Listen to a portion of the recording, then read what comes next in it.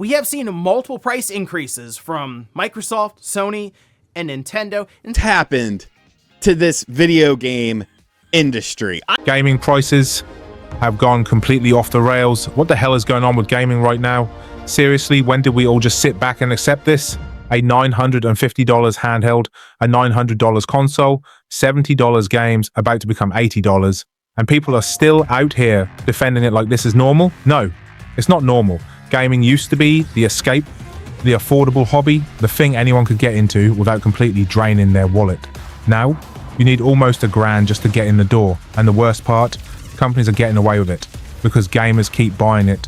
After watching guys like Spawnwave and RGT85 talk about this stuff, it's pretty clear what's happening. This isn't just inflation.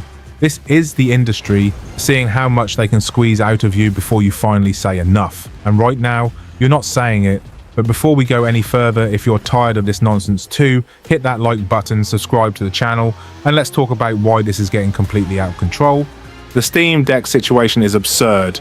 Let's start with the biggest offender right now, the Steam Deck. This thing was supposed to be the people's handheld, affordable, accessible. A way to get into PC gaming without selling your kidney.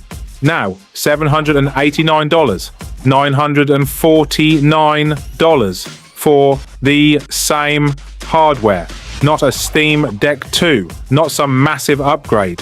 The same device, and I don't care how many excuses get thrown around supply chain, memory costs, AI demand, whatever. As a consumer, that's not my problem. My problem is that something that used to be a great value is now borderline ridiculous. At $949, you are not competing with handhelds anymore. You are competing with full PCs. You are competing with gaming laptops. And once you hit that point, you've completely lost the plot. This isn't just Valve, it's everyone. And don't sit there and think this is just a Valve issue, because it's not. Sony, $900 console. Microsoft, raising prices. Subscriptions going up. Publishers, $70, games becoming standard, and let's be honest, $80 is right around the corner. Controllers, $70, $80 like it's nothing. Storage, overpriced. Accessories, don't even get me started. It's like every single part of gaming has been hit with a price hike at the same time, and somehow we're just expected to smile and say, yeah, makes sense. Like, no, it doesn't. And yeah, this is where some people aren't going to like what I'm about to say. Gamers are part of the problem, because every time this stuff happens, people complain.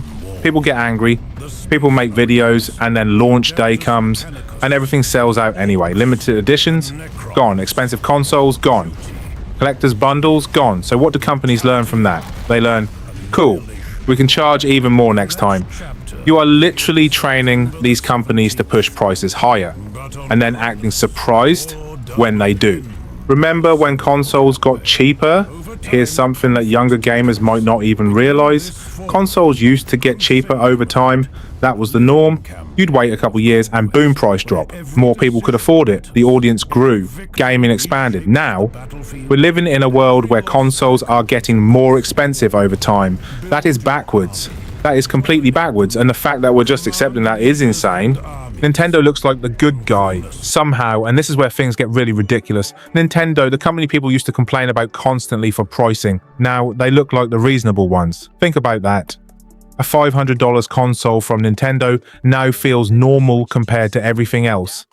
Not because it's cheap, but because everything else has become so absurd that it makes Nintendo look good. That should scare you, because it means the entire pricing scale has shifted, and once that happens, it almost never goes back. This is turning gaming into a luxury hobby. Let's be real about where this is heading. Gaming is slowly becoming a luxury hobby. If you're a kid, good luck. If you're a casual player, good luck. If you're not someone willing to drop hundreds and hundreds of dollars regularly, you're getting pushed out. And that's how you kill long-term growth. Because gaming didn't explode in popularity because it was expensive. It exploded because it was accessible. Now we're moving in the opposite direction. Higher prices, more subscriptions, more barriers to entry, and companies are going to act shocked when growth slows down. So what do you actually do about this? It's simple.